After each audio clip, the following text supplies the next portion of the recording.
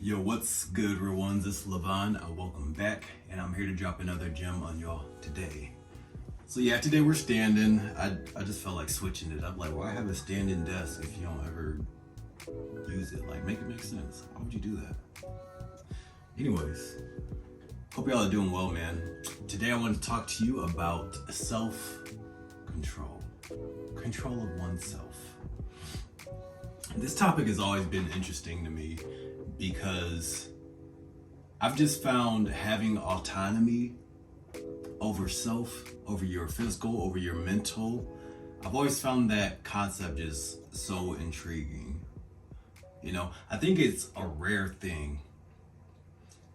I think it's very rare for to encounter or to run into an individual who's mastered self. Like the first, I guess, group of people that comes to mind are like monks, people that just are kind of away from civilization. They spend time to themselves. They just focus on wellness. And from my understanding, I mean, I'm not read up in whatnot on monks, but y'all get the picture, right? Monks are the first people that come to mind. And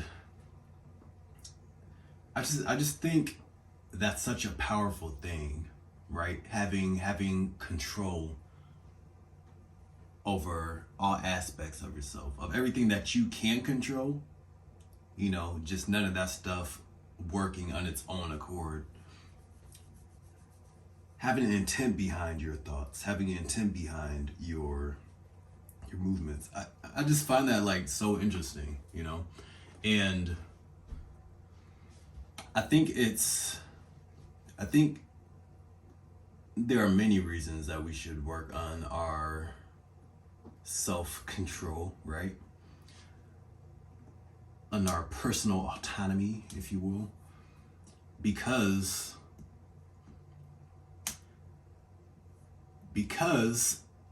the opposite doesn't seem to work, or it hasn't worked in my favor. I can say that much. I don't think it's as practical to try to change external things, to like taking an outside in approach. I don't think that's as practical. I don't think it's as effective as working from the inside out. So I'll give you guys an example, right? Let's say, an analogy rather. If say I'm a bad spender, right? I have terrible financial literacy and spending habits. I'm saying that I'm living paycheck to paycheck.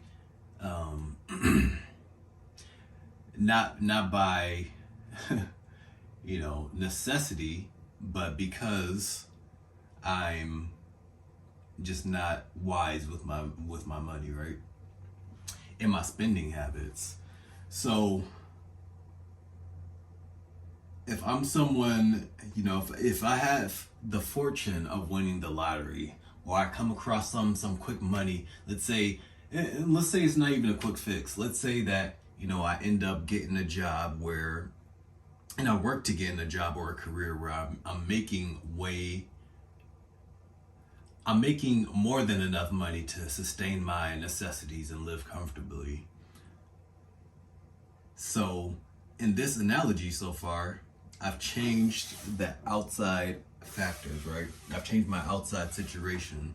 And I think many people would think, I'm struggling right now, so I need to make more money. That's what needs to happen. However, you've made more money, but the internal root, the foundation of your issue, your bad spending habits, your lack of control, self-control, when it comes to your finances, that problem is still there. It still lingers, despite you changing your outside environment. So you might be making more money, and then you're still spending more than you can afford to, right? You're not living within your means. So that's just an example of how changing the outside isn't as effective as if I was to hypothetically take that same person, myself. Did I start with myself? I feel like I started with myself and then it ended up being somebody else. But same scenario, right? Except this time,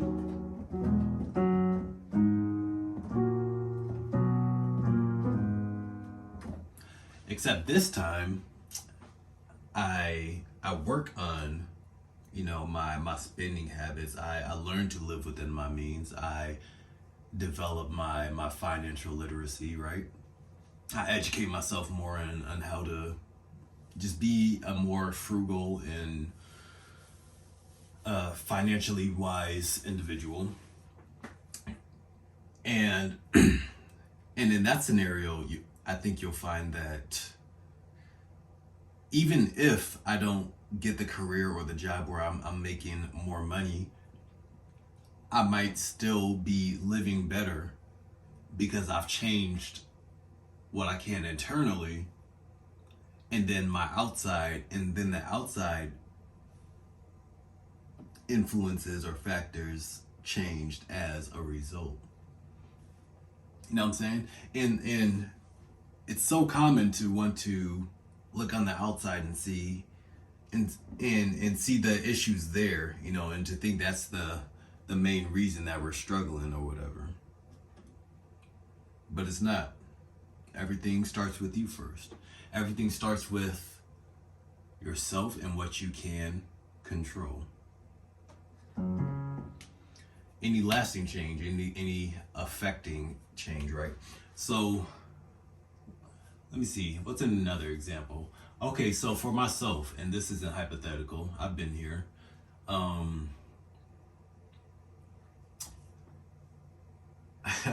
So there, I remember there was a point when, and not even that long ago, man, it's crazy. Maybe like 3 years ago, 4 years ago, and I was just really focused on, trying to, I guess like pickup culture, you know what I'm saying? Trying to get girls and whatnot. Yeah, that's where a lot of my focus was going. Trying to increase, like, just get more. There's so many terms. Like female attraction is a term that was thrown around a lot. In the videos I was watching, how to increase that. That's where my focus was, right? And and let's say I did. There were times. Let's not even say let's say, because this did happen. There were times when I did, end up getting somebody interested, or somebody was interested that I was interested in too, right? And if things didn't end up going the way I wanted them to, if they didn't though, I would be feeling some type of way. You know what I'm saying? I'd be upset at the girl, as if as if everything was their fault. You know what I'm saying? Oh, I'm the one that's, I'm trying to do things right in my head, right? I'm trying to do things right. I'm trying to, make plans and organize and facilitate this whole interaction and make sure things go accordingly, and smooth, which, at times they did, at times they didn't. But and the times they didn't, yeah, I'd be upset. But so that was me in a place where, I'm externally focused. You know what I'm saying? As opposed to if I had worked on myself, if I had the level of self-control over my own emotions, over my own actions, and that in that space, then I wouldn't have allowed myself to be upset, right? Ugh.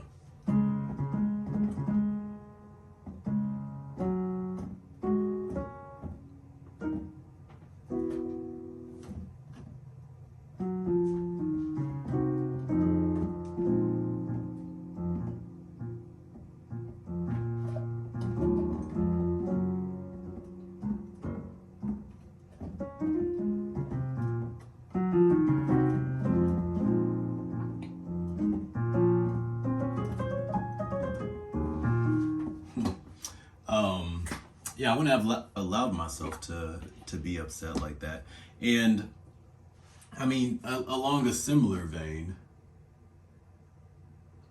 like I spoke on semen retention in my videos, right? And I mean, I don't think it's any mystery that women, like the main power, like generally speaking, the main power that women hold over men is, you know, the power of having, granting access to sex, or having, you know, if a woman is upset at her man, then she might withhold sex. She might, you know, just not like want to give it up or whatever, because they know that that's what a lot of guys just want, right?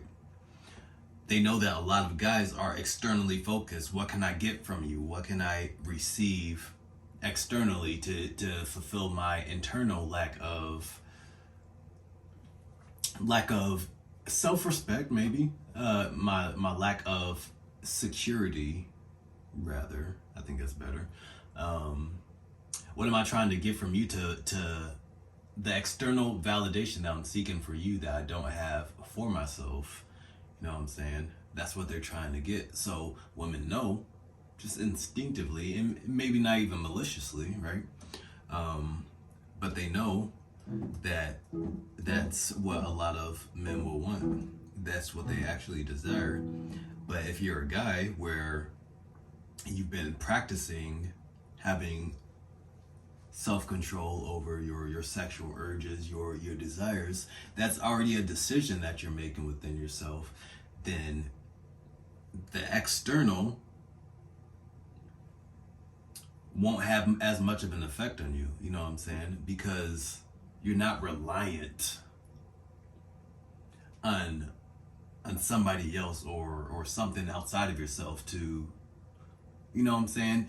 There's nothing that can sway you or make you fall and crumble, because you have a firmer foundation in yourself, because you have more control. You're not as susceptible to letting outside influences take you off your course, right? So it's like in that place, at that point, it's like, what can they do? If they if they try to withhold from you, like for some petty reason, you know what I'm saying? And this is just generally speaking, hypothetically, then it won't affect you as much, as severely. You get the point. I'll say all that to say,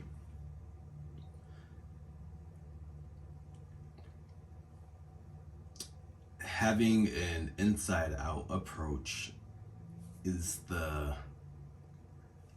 most soundproof, foolproof, and sure way of creating lasting change, you know. And just to have a solid foundation, excuse me, a solid foundation to work from, right?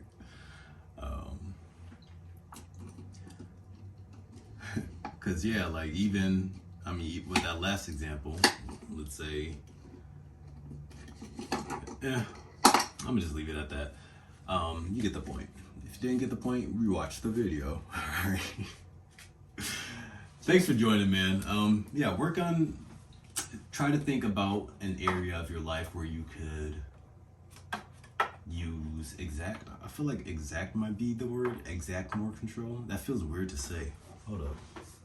I can't even ask Siri because my phone is right there. But and my iPad's been acting funky. Siri's not working on there. Just being bougie. But yeah, try to think of an area in your life where you could exercise more self-control, self-restraint. You know what I'm saying? An area of life where you think, you believe that the problem lies outside of yourself, And granted, there are oftentimes factors which are external that come into play. But the best thing you could do in any of those situations is to change yourself first. And I found, and I don't think it's a coincidence that once I started shifting my mentality, that the quality of relationships that I have gotten much better. I don't think it's a coincidence that, you know, my finances have improved, have increased. You know what I'm saying? I don't think it's a coincidence that even on here, there's just been more growth. You know what I'm saying?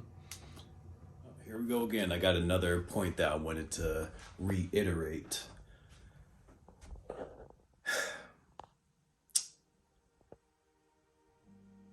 This is kind of going off the last thing I was just speaking on when I was talking about, you know, just me changing myself and externally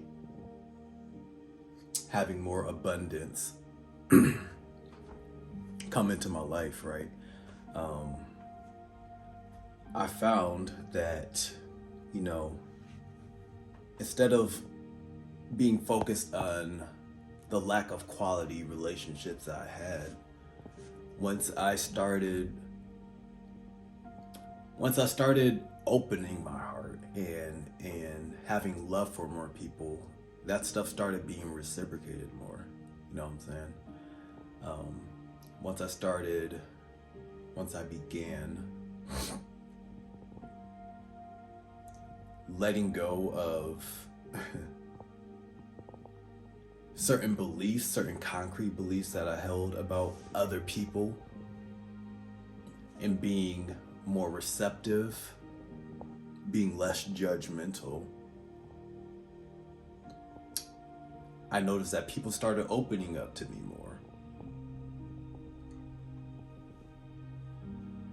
You know, and I mean, I briefly said it, just like the quality of relationships, but I mean, so much has gone into that, and we always want like other people to change first, like to make the first move, you know.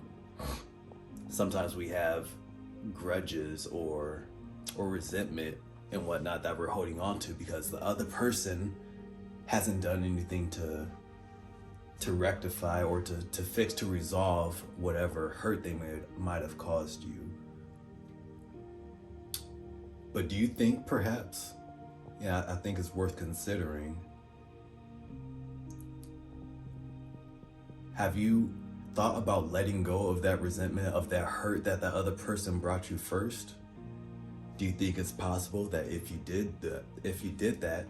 took those steps, that could begin to mend that relationship? That maybe they'll see, okay, there's not this tension in the air anymore. Now I feel more comfortable coming around. Perhaps, I mean, it's worth considering, but it's like if I got on here, right, and I'm over here demanding subscribers. Y'all need to come to my channel and support me and do this, that, and the third, and I'm not uploading. No, I'm not doing my part. I'm not fixing what I need to fix. I'm not doing what I need to do, the things I need to do internally first, and just letting that flow naturally happen, letting people come. You know what I'm saying? I've hammered the point home enough. You get it? So, that's that. It's the best thing you could do. It's the best thing you could do. I can only say it so much, but y'all take it easy, and I'll see you in the next one. Deuces.